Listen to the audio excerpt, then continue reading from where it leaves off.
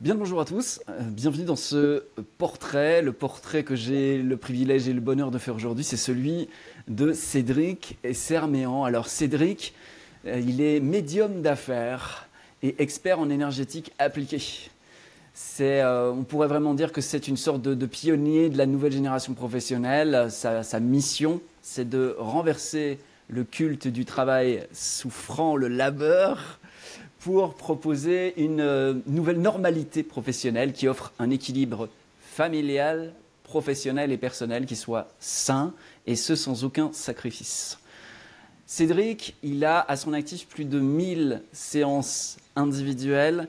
Il a également soigneusement perfectionné ces 3 dernières années une approche novatrice qu'il a labellisée sous le nom d'IntuiTech, qui a pour but de libérer la puissance naturelle des dirigeants d'entreprise et de dissoudre les freins inconscients qui plafonnent leurs résultats. J'ai eu l'honneur de l'accompagner durant une année. J'ai été très heureux de voir son évolution qui l'a mené aujourd'hui à vraiment pleinement assumer ce titre de médium d'affaires, et je trouve que ça lui va comme un gant. Je suis donc vraiment ravi aujourd'hui de vous le présenter et puis de passer ce moment en sa compagnie. Salut Cédric, comment vas-tu ? Salut Jean-Luc, à merveille, à merveille. Et toi, comment ça va? Bah écoute, je vais très bien, je te remercie. Est-ce que suite à cette présentation, est-ce quelque chose que tu veux ajouter ou nuancer ou préciser pour les personnes qui te découvriraient? Non, c'est vraiment ça. Vraiment, l'idée, c'est d'offrir une nouvelle alternative à tous ces professionnels, qui soient dirigeants d'entreprise ou pas forcément, de manière à ce que on puisse rejoindre un endroit où on sent bien à l'intérieur de soi qu'il y a un écart entre son potentiel et ses résultats, que tous les efforts qu'on fournit ne produisent pas l'ampleur du succès qu'on sait qu'on mériterait avoir, qu'on devrait déjà avoir si tout allait bien. On sent bien qu'il y a un truc qui cloche, mais on ne sait pas quoi. Eh bien, c'est là qu'on va justement aller plus en profondeur que simplement la couche de coaching, et on est en mesure d'offrir les réponses, de comprendre en fait pourquoi il y a ce blocage invisible qui nous freine, qui nous empêche, qui nous plafonne, et en l'espace de quelques séances, quelques semaines, quelques mois, de rejoindre là où on est censé être déjà. Voilà. Ah yes, cool, cool. Euh, on va regarder dans plein de directions. Je vais avoir envie, si tu veux, de présenter l'entrepreneur, de présenter l'homme. Je sais que tu es un père de famille également. Donc j'ai envie, si tu veux, qu'on passe un peu à 360 degrés dans ce portrait. L'idée pour moi, c'est qu'on puisse allumer un projecteur sur toi et que des personnes qui te connaissent peu ou pas puissent te découvrir. Mais avant tout, une fois n'est pas coutume, je voudrais te proposer une citation pour accueillir tes réactions par rapport à cette citation. Alors, je vais te proposer Victor Hugo ou Albert Einstein. Einstein. Einstein. Alors, une citation qui lui est attribuée est la suivante. L'intuition n'est rien d'autre que le résultat d'expériences intellectuelles antérieures cumulées. Je vais la relire parce que c'est du Einstein. L'intuition n'est rien d'autre que le résultat d'expériences intellectuelles antérieures cumulées. Qu'est-ce que toi, si tu devais dialoguer avec Albert Einstein, qu'est-ce que tu lui dirais? Qu'est-ce que tu aurais envie de dire? Facile comme exercice pour se préchauffer. C'est intéressant parce que j'avais fait tout un travail de recherche de citations de personnes très connues, notamment sur l'intuition. Et Einstein lui-même avait dit: je cherche mentalement 99 fois, je ne trouve rien. Et la fin de la citation, c'est, je sais plus s'il disait, je laisse mon cœur parler, ou je fais le vide et j'accueille la réponse et je trouve la vérité, ou un truc du genre, tu vois. Donc, lui-même avait capté qu'il y avait un phénomène dans l'intuition. Donc, cette citation, peut-être qu'elle est antérieure justement à certaines prises de conscience. En tout cas, sur cette citation à proprement parler, on retrouve la logique de Descartes: je pense donc je suis. Et toutes les foutaises qui vont avec. Hein. Descartes s'est gouré, hein, les amis, si vous n'étiez pas au courant. À l'époque, il avait raison. Mais comme tout ce qu'est la science, c'est pendant longtemps, on a cru que. Et puis en fait, on a récemment découvert que, en réalité, donc ça c'est l'évolution normale. Et non, en fait, l'intuition n'a rien à voir avec un souvenir conscient ou inconscient d'un agglomérat de faits du passé. L'intuition, c'est une sorte d'antenne qui nous permet de choper une information intuitive sans passer justement par le raisonnement logique. Ça, c'est la définition du dictionnaire. L'intuition, c'est la capacité à obtenir la vérité sans passer par le raisonnement logique. Et on s'est tous dit déjà 1000 fois, bon sang, je suis trop bête, j'aurais dû m'écouter, je le savais. Une cliente qui me dit ce matin, j'avais envie d'un croissant en sortant du train et en allant à mon rendez-vous. Je vois une cabane qui vend des croissants juste là. J'avais très envie de l'acheter là. Et puis je dis, ah non, allez, je vais aller me prendre aussi un café et un croissant en même temps. Donc elle va à la place du café et ils avaient plus de croissant. Et là, elle dit, ah, c'est pour ça que ça me disait de prendre le... Voilà, c'est le genre de choses qui nous arrivent tout le temps. Et ça n'a rien à voir avec un agglomérat quelconque d'informations du passé. Donc sur cette citation-là, je suis pas du tout d'accord, mon cher Albert. Ok, bon, on lui fera passer le message. Voilà. Si jamais il veut adresser un message par d'autres voies, ça peut être cool, ça peut être marrant. Ouais, Albert, m'entends-tu? Voilà.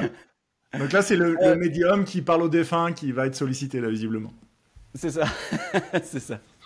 Alors, j'ai une série de questions. On verra si on passe à travers toutes, s'il y en a d'autres qui apparaissent. L'idée, c'est vraiment d'avoir cette espèce de conversation un peu cool, quoi, un peu à la cool. Mais la première question que j'aimerais vraiment te poser, c'est est-ce que tu pourrais peut-être nous raconter qu'est-ce qui t'a inspiré à te lancer dans une entreprise? À quel moment? Est-ce que tu te souviens du moment où tu t'es dit je ne serai plus jamais salarié? Voilà, si tu pouvais juste nous partager un petit peu cette histoire-là. Ouais. À l'époque, on doit être au début des années 2000. En 2001 ou 2002. Je suis technicien dans un service de recherche et développement. En fait, j'installe des prototypes de machines dans l'industrie de la microélectronique, donc les usines qui fabriquent des puces. Mmh. Je dois installer un prototype, former un client et je m'occupe aussi de la maintenance des prototypes. J'habite à Annecy, je fais un déplacement en urgence à Aix-en-Provence, donc je me mange la route, j'interviens sur la machine qui est en panne, je répare le truc et je sors de là. C'est l'été. Il fait très chaud, il est 21h et quelques, je suis fracassé de fatigue de ma journée et je suis en train de me porter mes grosses caisses à outils qui pèsent 2 tonnes sur le parking de la base arrière du site pour rejoindre ma voiture et aller dormir dans un hôtel et avant de rentrer chez moi. Et là, j'ai un flash. En plein milieu du parking, je me vois moi en costume cravate. Et là, je m'arrête, je pose mes 2 grosses valises, je dis « Attends, c'est quoi le rapport entre ce que je viens de voir et qui je suis là ?» Mais en même temps, ça sonnait juste.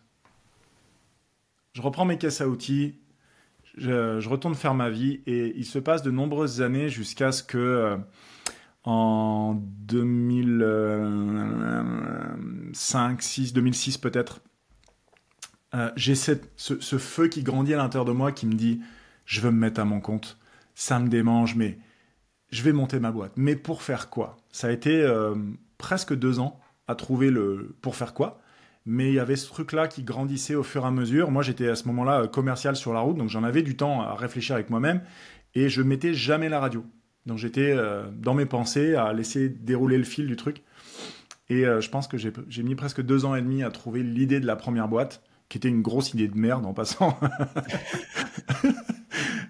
J'ai appris qu'après, qu'une idée devient une bonne idée, mais que quand c'est pas une évidence, que c'est quelque chose que tu t'es auto-persuadé que c'était une bonne idée parce que c'est tout ce que tu avais, c'est pas nécessairement la bonne chose à faire pour prendre des décisions. Mais là, on va plus toucher ton cœur de métier à toi et ta spécialité à toi sur la notion de choix. Voilà l'histoire. Yes. Moi, ce que je trouve étonnant, tu vois, c'est que tu pars d'un statut qui est plutôt un statut de technicien, de salarié, qui représente quand même une sorte de place dans la hiérarchie socio-culturelle, socio-économique. Et puis qu'en fait, tu as cette image de toi en costume cravate qui est un autre endroit de la hiérarchie socio-économique. Et que c'est comme si tu faisais route et tu continuais ta route dans cette direction-là. Et ça doit être pour ça que tu es si bien habillé aujourd'hui, tu vois. Ouais, c'est ça. Je disais en off que je le trouvais super élégant. J'avais presque envie d'aller me changer pour essayer de me mettre à niveau. Puis je me suis dit, fuck off, c'est pas grave. Il sera plus beau que moi. Ben voilà, c'est comme ça, c'est la vie. Il faut accepter parfois tu vois. Ouais, il y a eu un chemin, mais tu vois, c'était il y a plus de 20 ans. Ouais, c'est ça. C'est à peu près 20 ans que tu as commencé à être entrepreneur, tu as lancé ta première boîte. Et bien justement, donc, sur tout ce chemin qui te mène aujourd'hui, là, en 20 ans de temps, il s'en est passé certainement des choses. Mais est-ce que tu pourrais nous partager peut-être le plus grand défi que tu as rencontré en tant qu'entrepreneur? Peut-être c'était il y a 20 ans, peut-être c'était la semaine dernière. Mais selon toi, le plus grand défi et comment tu l'as surmonté pour être avec nous aujourd'hui? Hmm. Je crois que le plus grand défi, c'est de connaître, de reconnaître et d'assumer sa propre valeur. Et il y a vraiment ces trois mots-là. Connaître, reconnaître et assumer sa propre valeur. C'est vraiment trois étapes à franchir. La connaître, c'est déjà savoir quelle est notre valeur à nous. Et ça, c'est super difficile à faire tout seul.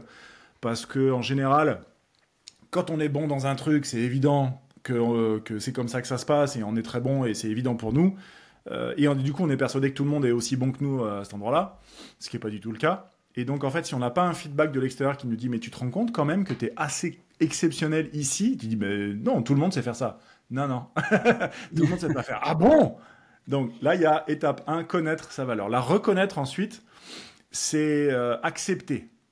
C'est dire, d'accord, je suis bon là-dedans, ok, je suis bon là-dedans. Donc là, il y a l'estime de soi qui grimpe, tout doucement. Donc tout ça prend du temps. Hein.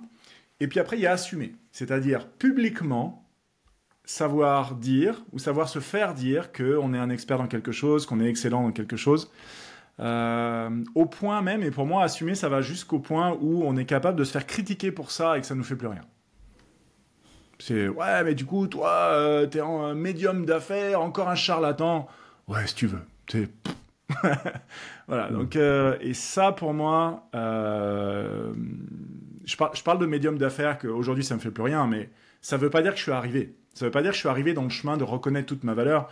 Il y a un gars qui s'appelle Jean-Luc Devacter et qui m'a dit un jour, quand est-ce que tu vas assumer que tu n'es plus un apprenti mais que tu es un maître?